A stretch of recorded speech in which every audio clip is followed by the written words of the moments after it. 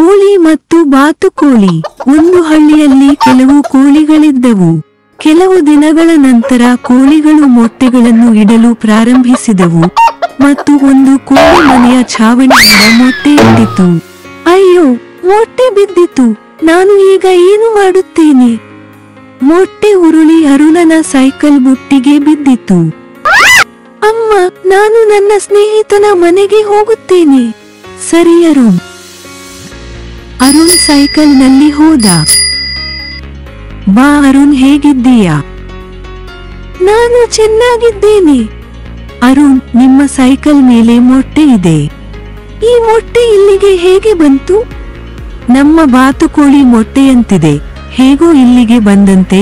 ಆ ಬಾತುಕೋಳಿಯ ಪಕ್ಕದಲ್ಲೇ ಈ ಮೊಟ್ಟೆ ಮರಿ ಮಾಡೋಣ. ಸರಿ, ನಾಳೆ ಶಾಲೆಯಲ್ಲಿ ನೋಡೋಣ. 2 ದಿನಗಳ ನಂತರ ಮೊಟ್ಟೆ ಮರಿಯಾಯಿತು. ಈ ಕೋಳಿ ನಮಗೆ ಹೇಗೆ ಬಂದಿತು? ತಾಯಿ, ನಾನು ನಿನ್ನ ತಾಯಿಯಲ್ಲ, ನಾನು ಬಾತುಕೋಳಿ. ನಾನು ನಿನ್ನನ್ನು ನಿಮ್ಮ ತಾಯಿಯ ಬಳಿಗೆ ಕರೆದೊಯ್ಯುತ್ತೇನೆ. ಆಗ ಅಲ್ಲಿಗೆ ಹದ್ದು ಬಂದಿತು. ಹದ್ದು ಗೆಳೆಯ, ನೀನು ನನಗೆ ಒಂದು ಉಪಕಾರ ಮಾಡಬೇಕು. ಸರಿ, ಹೇಳು, ನಾನು ಮಾಡುತ್ತೇನೆ. ಈ ಮರಿಯನ್ನು ಅದರ ತಾಯಿಗೆ ಸೇರಿಸಬೇಕು. ಸರಿ, ನನ್ನ ಮೇಲೆ ಹೋಗು, ನಾವು ಕಂಡುಹಿಡಿಯೋಣ. ಬಾತುಕೋಳಿ ಮತ್ತು ಕೋಳಿ ಹದ್ದಿನ ಮೇಲೆ ಹಾರಿದವು. ಸ್ವಲ್ಪ ದೂರ ಹೋದ ಮೇಲೆ ಕೆಳಗೆ ಇದ್ದ ಕೋಳಿಯನ್ನು ನೋಡಿ ಅದರ ಹತ್ತಿರ ಹೋದರು. ಕೋಳಿ, ಇದು ನಿಮ್ಮ ಕೋಳಿ? ಹೌದು, ಇದು ನನ್ನ ಕೋಳಿ. ನಾನು ಅದನ್ನು ಹುಡುಕುತ್ತಿದ್ದೆ. ಹೇಗಾದರೂ ನೀವು ಅದನ್ನು ನನಗೆ ಸೇರಿಸಿದ್ದೀರಿ. ತುಂಬಾ ಧನ್ಯವಾದಗಳು. ಬಾತುಕೋಳಿ ಮತ್ತು ಕೋಳಿ ಸ್ನೇಹಿತರಾದರು. ಅವರು ಬಹಳ ಸಂತೋಷದಿಂದ ಬದುಕುತ್ತಿದ್ದರು. ಈ ಕಥೆಯಿಂದ ನಮಗೆ ತಿಳಿಯುವುದೇನೆಂದರೆ, ನಮ್ಮಲ್ಲಿ ಪರಿಶುದ್ಧವಾದ ಪ್ರೀತಿ ಇದ್ದರೆ ಅದು ನಮ್ಮನ್ನು ತೊರೆದರೂ ಅದು ಮತ್ತೆ ನಮ್ಮ ಬಳಿಗೆ ಬರುತ್ತದೆ. ಆನೆ ಮತ್ತು ಹಂದಿ. ಒಂದು ಕಾಡಿನಲ್ಲಿ ಒಂದು ದೊಡ್ಡ ಆನೆ ಇತ್ತು. ಆನೆ ಕಾಡಿನಲ್ಲಿ ಆಹಾರ ಸೇವಿಸಿ ತನ್ನ ಮನೆಗೆ ಮರಳಿತು. ಕೊಳಕು ಕೆಸರಿನಲ್ಲಿ ಹಂದಿಗಳು ಆಟವಾಡುತ್ತಿದ್ದವು. ದಾರಿಯಲ್ಲಿ ಕೆಸರಿನಲ್ಲಿ ಮುಳುಗಿದ್ದ ಹಂದಿ ಎದುರಿನಿಂದ ಬರುವುದನ್ನು ಆನೆ ಕಂಡಿತು. ಆನೆಯು ಶಾಂತವಾಗಿ ಹಂದಿಗೆ ದಾರಿ ಮಾಡಿಕೊಟ್ಟಿತು ಮತ್ತು ಒಂದು ಬದಿಗೆ ಚಲಿಸಿತು. ಕೊಳಕು ಹಂದಿಯನ್ನು ಹಾದುಹೋಗಲು ಅವಕಾಶ ಮಾಡಿಕೊಟ್ಟಿತು ಮತ್ತು ನಂತರ ತನ್ನ ದಾರಿಯಲ್ಲಿ ಮುಂದುವರೆಯಿತು. ನಂತರ ಕೊಳಕು ಹಂದಿ ತನ್ನ ಸ್ನೇಹಿತರಿಗೆ ಅಹಂಕಾರದಿಂದ ಹೇಳಿತು, ನೋಡು, ನಾನು ಎಷ್ಟು ದೊಡ್ಡವನು. ಆನೆ ಕೂಡ ನನಗೆ ಭಯಪಟ್ಟು ನನ್ನನ್ನು ದಾಟಲು ಬಿಟ್ಟಿತು. ಇದನ್ನು ಕೇಳಿದ ಕೆಲವು ಆನೆಗಳು, ಭಯದಿಂದ ಹೀಗೆ ಮಾಡಿದ್ದೀಯಾ ಎಂದು ಗೆಳೆಯನನ್ನು ಕೇಳಿದವು. ಆನೆ ಮುಗುಳ್ನಕ್ಕು ಉತ್ತರಿಸಿದೆ, ನಾನು ಹಂದಿಯನ್ನು ನನ್ನ ಕಾಲುಗಳಿಂದ ಸುಲಭವಾಗಿ ಪುಡಿ ಮಾಡಬಲ್ಲೆ. ಆದರೆ ನಾನು ಶುದ್ಧನಾಗಿದ್ದೆ ಮತ್ತು ಹಂದಿ ತುಂಬಾ ಕೊಳಕಾಗಿತ್ತು. ಅದನ್ನು ನುಜ್ಜುಗುಜ್ಜು ಮಾಡುವುದರಿಂದ ನನ್ನ ಕಾಲು ಕೊಳಕು ಆಗುತ್ತದೆ. ಅದನ್ನು ನಾನು ತಪ್ಪಿಸಲು ಬಯಸುತ್ತೇನೆ. ಹಾಗಾಗಿ ನಾನು ವಿಷಯಾಂತರ ಮಾಡುತ್ತೇನೆ. ಈ ಕಥೆಯಿಂದ ನಾವು ಕಲಿಯುವುದೇನೆಂದರೆ, ಬುದ್ಧಿವಂತ ವ್ಯಕ್ತಿಯು ತನ್ನ ಶುದ್ಧತೆಯನ್ನು ಕಳೆದುಕೊಳ್ಳದಂತೆ ಭಯದಿಂದ ಅಲ್ಲ, ನಕಾರಾತ್ಮಕ ಕಂಪನಿಯನ್ನು ಎಂದಿಗೂ ದೂರವಿಡುವುದಿಲ್ಲ. ಹುಲಿ ಚಿಕ್ಕ ಹುಡುಗಿಗೆ ಸಹಾಯ ಮಾಡಿತು. ರಿಯಾ ಶಾಲೆಯಲ್ಲಿ ಮನೆಗೆ ಮರಳಿದಳು. ಆ ಸಂದರ್ಭದಲ್ಲಿ ರಸ್ತೆಯ ಕಸಗಳು ಚೆಲ್ಲಾಪಿಲ್ಲಿಯಾಗಿದ್ದವು.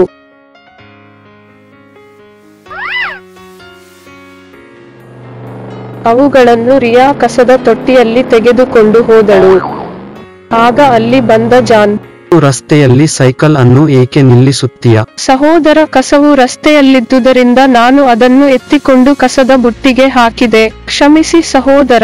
ನನ್ನ ದಾರಿಯಲ್ಲಿ ನಿನ್ನ ಸೈಕಲ್ ನಿಲ್ಲಿಸಿದ್ದೀಯಾ? ನಾನು ಏನು ಮಾಡುತ್ತಿದ್ದೇನೆ ಎಂದು ನೋಡು.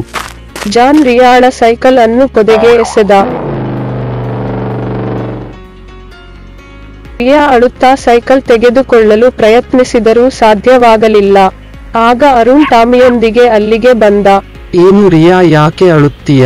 ಅರುಣ್, ನಾನು ರಸ್ತೆಯ ಕಸವನ್ನು ತೆಗೆದುಕೊಂಡು ಕಸದ ತೊಟ್ಟಿಗೆ ಹಾಕಿದೆ. ನಾನು ಆಕಸ್ಮಿಕವಾಗಿ ರಸ್ತೆಯಲ್ಲಿ ಬೈಕ್ ನಿಲ್ಲಿಸಿದೆ. ನನ್ನ ಕೋಪದಿಂದ ನನ್ನ ಸೈಕಲ್ ಎಸೆದ. ನನ್ನ ಸೈಕಲ್ ತೆಗೆದುಕೊಂಡು ಕೊಡು. ಅರುಣ್ ಸೈಕಲ್ ತೆಗೆದುಕೊಳ್ಳಲು ಪ್ರಯತ್ನಿಸಿದರೂ ಅದನ್ನು ತೆಗೆದುಕೊಳ್ಳಲು ಸಾಧ್ಯವಾಗಲಿಲ್ಲ. ಆಗ ಅಲ್ಲಿಗೆ ಹುಲಿಯೊಂದು ಬಂದಿತು. ಅದನ್ನು ನೋಡಿ ರಿಯಾ ಹೆದರಿ ಅರುಣ್ ಹಿಂದೆ ಮರೆಯಾದಳು. ಹೆದರಬೇಡ ಹುಡುಗಿ, ನಾನು ನಿನಗೇನೂ ಮಾಡುವುದಿಲ್ಲ. ಅರುಣ್ ನನ್ನನ್ನು ಬೆಕ್ಕಿನಿಂದ ಹುಲಿಯನ್ನಾಗಿ ಮಾಡಿದರು. ಅರುಣ್, ನೀವು ಇಲ್ಲಿ ಏನು ಮಾಡುತ್ತಿದ್ದೀರಿ? ರಿಯಾಳ ಸೈಕಲ್ ತೆಗೆದುಕೊಳ್ಳಲಾಗಲಿಲ್ಲ. ಏನು ಮಾಡೋದು? ಅರುಣ್ ನನ್ನ ಬೆನ್ನು ಹತ್ತಿ ಸೈಕಲ್ ತೆಗೆದುಕೊಳ್ಳಿ. ಅರುಣ್ ಹುಲಿ ಹತ್ತಿ ಸೈಕಲ್ ತೆಗೆದುಕೊಂಡ. ಧನ್ಯವಾದಗಳು ಅರುಣ್. ಈ ಕಥೆಯಿಂದ ನಾವು ಕಲಿಯುವುದು ಏನೆಂದರೆ, ನಾವು ಇತರರಿಗೆ ಸಹಾಯ ಮಾಡಲು ನಮ್ಮಿಂದ ಸಾಧ್ಯವಿರುವ ಎಲ್ಲವನ್ನೂ ಮಾಡಬೇಕು. ನರಿ ವೇಷ. ನರಿಯೊಂದು ಊರಿಗೆ ಬಂದಿತು. ಒಂದು ಚಿಕ್ಕ ಕೊಳದಲ್ಲಿ ನೀರಿತ್ತು. ನೀರು ಗುಲಾಬಿ ಬಣ್ಣದ್ದಾಗಿತ್ತು. ಅದನ್ನು ನೋಡಿದ ನರಿ ಕೊಳದ ನೀರಿಗೆ ಹಾರಿ ಆಟವಾಡಿತು. ಸ್ವಲ್ಪ ಸಮಯದ ನಂತರ ನರಿ ಕೊಳದಿಂದ ಹೊರಬಂದಿತು ಮತ್ತು ಅದರ ಇಡೀ ದೇಹವು ಗುಲಾಬಿ ಬಣ್ಣಕ್ಕೆ ತಿರುಗಿತು. ಏನು, ನಮ್ಮ ಇಡೀ ದೇಹ ಗುಲಾಬಿ ಬಣ್ಣಕ್ಕೆ ತಿರುಗಿದೆ? ಕಾಡು ಪ್ರಾಣಿಗಳು ನರಿಯನ್ನು ನೋಡಿದವು. ಇದು ಅಪಾಯಕಾರಿಯಾದ ಕೆಲವು ಹೊಸ ಪ್ರಾಣಿ. ಹೌದು, ಅದರ ಹತ್ತಿರ ಹೋಗಬಾರದು. ಅಂತೆಯೇ ಇತರ ಪ್ರಾಣಿಗಳು ನರಿಗೆ ಹೆದರುತ್ತಿದ್ದವು. ಎಲ್ಲ ಪ್ರಾಣಿಗಳು ನಮಗೆ ಭಯಪಡುತ್ತವೆ. ಓ, ಅವರು ನಮ್ಮ ಬಣ್ಣವನ್ನು ನೋಡಿ ನಾವು ಹೊಸ ಪ್ರಾಣಿ ಎಂದು ಭಾವಿಸುತ್ತಾರೆ. ಇದು ಚೆನ್ನಾಗಿದೆ. ಪ್ರಾಣಿಗಳು, ನಾನು ಇನ್ನೊಂದು ಅರಣ್ಯದಿಂದ ಬಂದವನು. ಈಗ ನಾನು ಈ ಕಾಡಿನ ರಾಜ. ಈಗ ನನಗೆ ಬೇಕಾದ ಆಹಾರವನ್ನು ನೀವು ಕೊಡಬೇಕು. ಇತರ ಪ್ರಾಣಿಗಳು ಕೂಡ ಭಯದಿಂದ ಹಾಗೆ ಮಾಡುತ್ತವೆ ಎಂದು ಹೇಳಿದರು. ಎಲ್ಲಾ ಪ್ರಾಣಿಗಳು ನರಿಗೆ ಪ್ರತಿದಿನ ವಿವಿಧ ಹಣ್ಣುಗಳನ್ನು ನೀಡುತ್ತಿದ್ದವು.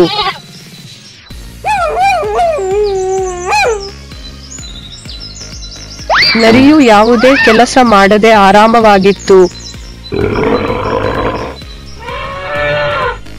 ನಾವು ಎಲ್ಲರಿಗೂ ಆಟ ಅನ್ನು ನಡೆಸಬಹುದು. ಸರಿ, ಎಂತಹ ಆಟ? ಈಜು ಸ್ಪರ್ಧೆಯನ್ನು ನಡೆಸಬಹುದು. 1, 2, 3. ಈಜು ಆಟದಲ್ಲಿ ನರಿ ಮತ್ತು ಇತರ ಪ್ರಾಣಿಗಳು ಭಾಗವಹಿಸಿದ್ದವು.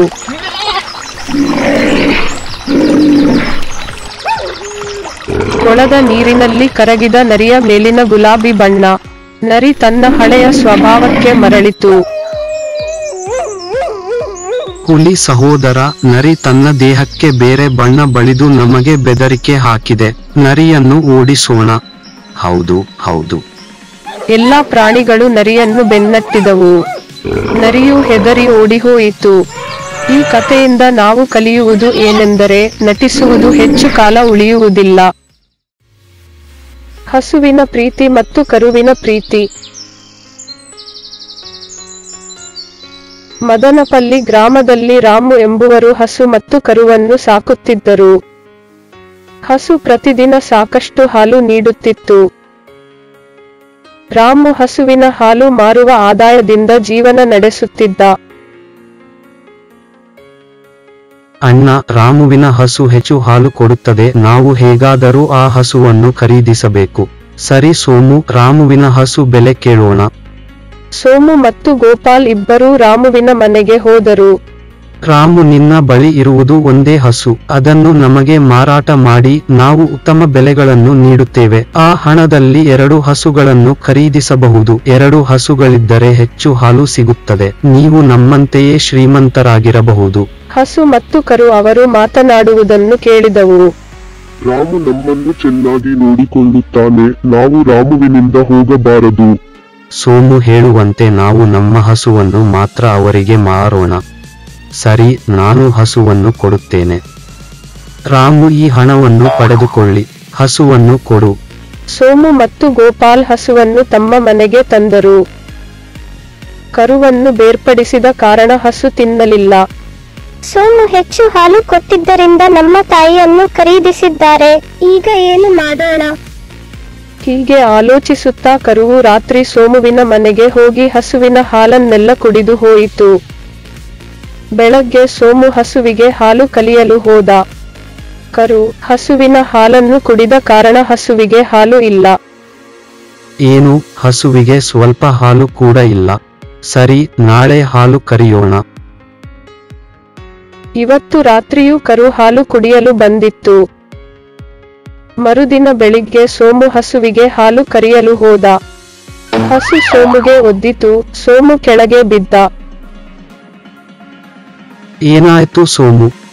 ನಮಗೆ ಈ ಹಸು ಬೇಡ, ಹಾಲು ಕೊಡುತ್ತಿಲ್ಲ ಮತ್ತು ಅದು ನನ್ನನ್ನು ಒದೆಯಿತು. ಅದೊಂದು ಒರಟು ಹಸು, ನಮಗೆ ಬೇಡ, ಅದನ್ನು ರಾಮನಿಗೆ ಹಿಂತಿರುಗಿಸೋಣ. ರಾಮು, ನಮಗೆ ಈ ಹಸು ಬೇಡ. ಸರಿ, ನಾನು ನಿಮ್ಮ ಹಣವನ್ನು ಕೊಡುತ್ತೇನೆ. ನನಗೆ ನಿಮ್ಮ ಹಣ ಮತ್ತು ನಿಮ್ಮ ಹಸುವು ನನಗೆ ಬೇಡ. ರಾಮುವಿನ ಮನೆಯಲ್ಲಿ ಹಸು, ಕರು ಸಂತೋಷದಿಂದಿದ್ದವು.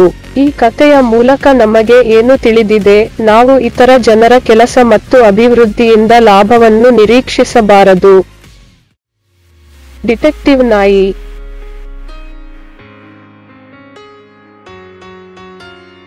ಅರುಣ್ ಸ್ಕೂಲಿಂದ ಮನೆಗೆ ಬರುತ್ತಿದ್ದ. ಆಗ ಅವನು ಹಸಿವಿನಿಂದ ಬೀದಿಯಲ್ಲಿ ನಾಯಿಮರಿಯನ್ನು ನೋಡಿದನು.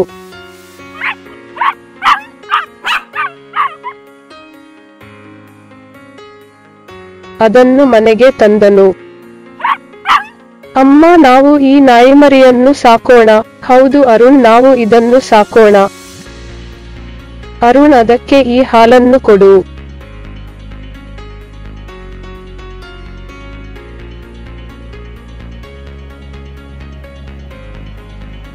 ಅರುಣ್ ನಾಯಿಮರಿಗೆ ಟಾಮಿ ಎಂದು ಹೆಸರಿಟ್ಟರು. ಟಾಮಿ, ಟಾಮಿ ಇಲ್ಲಿ ಬಾ.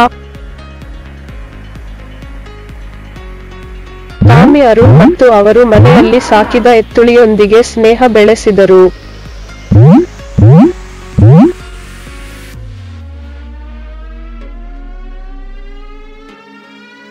ಎಂದಿನಂತೆ ಎತ್ತು ಆಹಾರಕ್ಕಾಗಿ ಕಾಡಿಗೆ ಹೋಗಿತ್ತು.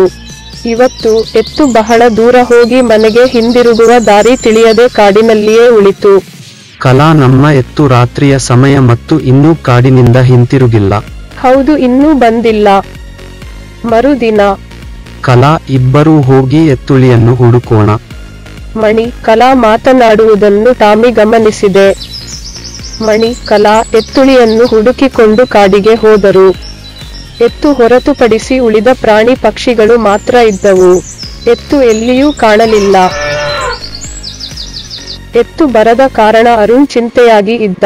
ಇದನ್ನು ನೋಡಿದ ಟಾಮಿ, ನಾವು ಕಾಡಿಗೆ ಹೋಗಿ ಎತ್ತುಳಿಯನ್ನು ಕಂಡುಹಿಡಿಯೋಣ. ವಾಸನೆ ಶಕ್ತಿಯಿಂದ ಎತ್ತು ಸಾಗಿದ ದಾರಿ ಟಾಮಿಗೆ ತಿಳಿದಿತ್ತು.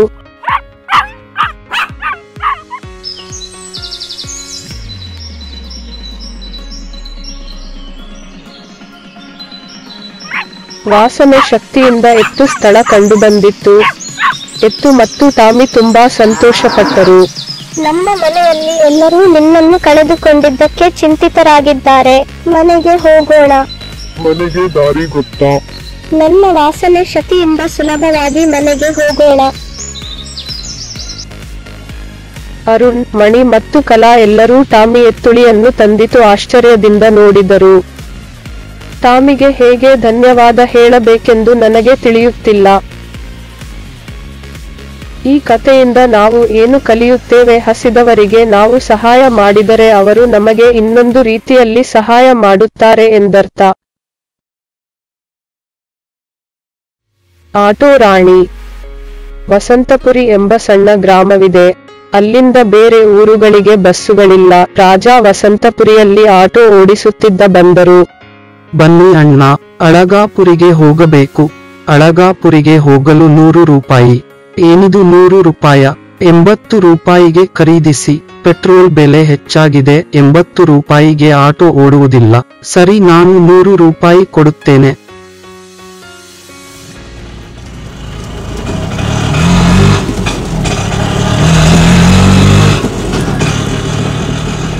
ಅಳಗಾಪುರಿಗೆ ರಾಜ ಆಟೋ ಓಡಿಸಿದರು. ಸಹೋದರ, ನೀವು ವಸಂತಪುರಿಗೆ ಹೋಗುತ್ತಿದ್ದೀರಿ. ನಾನು ಆಟೋದಲ್ಲಿ ಬರುತ್ತೀನಿ. ಸರಿ, ಬಂದು ಕುತುಕೊಳ್ಳಿ. ವಸಂತಪುರಿಗೆ ಆಟೋ ಬಂತು. ಇಂದ 50 ರೂಪಾಯಿ. 100 ರೂಪಾಯಿ ಬೇಕು. ಸಹೋದರ, ನಮ್ಮ ಊರಿಗೆ ವಾಪಸ್ಸು ಬರುವವರಿಗೆ 100 ರೂಪಾಯಿ ಜಾಸ್ತಿ ಕೇಳುತ್ತಿದ್ದೀರಿ. ಇಂದ 100 ರೂಪಾಯಿ. ರಾಜ ಒಬ್ಬನೇ ಆ ಊರಿನಲ್ಲಿ ಆಟೋ ಓಡಿಸಿ ಹೆಚ್ಚು ಕಾಸು ಸಂಪಾದಿಸಿದರು. ಅಲ್ಲೇ ಇದ್ದ ರಾಣಿ ಇದನ್ನು ಗಮನಿಸಿದಳು. ನಗರದಲ್ಲಿ ಹುಡುಗಿ ಆಟೋ ಓಡಿಸುತ್ತಾರೆ, ಇಲ್ಲಿ ನಾವು ಆಟೋ ಓಡಿಸಿ ಇಲ್ಲಿರುವವರಿಗೆ ಸಹಾಯ ಮಾಡಬಹುದು. ಹೀಗಾಗಿ ರಾಣಿ ನಗರಕ್ಕೆ ಹೋಗಿ ಆಟೋ ತಂದಳು. ಹಳ್ಳಿಯಲ್ಲಿರುವವರಿಗೆ ಅವಳು ಕಡಿಮೆ ಹಣವನ್ನು ಪಡೆದರು. ರಾಣಿ ನಗರಗಳಲ್ಲಿರುವಂತೆ ಶೇರ್ ಆಟೋ ವ್ಯವಸ್ಥೆಯನ್ನು ಅನುಸರಿಸುತ್ತಿದ್ದಳು, ಆದ್ದರಿಂದ ಸಾಕಷ್ಟು ಆದಾಯ ಬಂದಿದೆ. ಒಂದು ರಾತ್ರಿ ಸೋಮುವಿನ ತಾಯಿಗೆ ಹುಷಾರಿರಲಿಲ್ಲ. ರಾಜ, ಏನು ಅಣ್ಣ? ತಾಯಿಗೆ ಆರೋಗ್ಯ ಸರಿಯಿಲ್ಲ, ನಗರದ ಆಸ್ಪತ್ರೆಗೆ ಹೋಗಬೇಕು. ಈ ಸಮಯದಲ್ಲಿ ನಾನು ಬರಲು ಸಾಧ್ಯವಿಲ್ಲ. ರಾಜ ಬರುತ್ತಿಲ್ಲ ಎಂದು ಸೋಮು ರಾಣಿ ಮನೆಗೆ ಹೋದ. ರಾಣಿ, ಏನು ಅಣ್ಣ? ತಾಯಿಗೆ ಆರೋಗ್ಯ ಸರಿಯಿಲ್ಲ, ಆಸ್ಪತ್ರೆಗೆ ಬೇಗ ಹೋಗಬೇಕು. ಇಗೋ ಬಂದೆ. ರಾಣಿ ಆಟೋಯಲ್ಲಿ ಸೋಮು ತನ್ನ ತಾಯಿಯನ್ನು ಆಸ್ಪತ್ರೆಗೆ ಎತ್ತಿಕೊಳ್ಳಿ ಹೋದರು.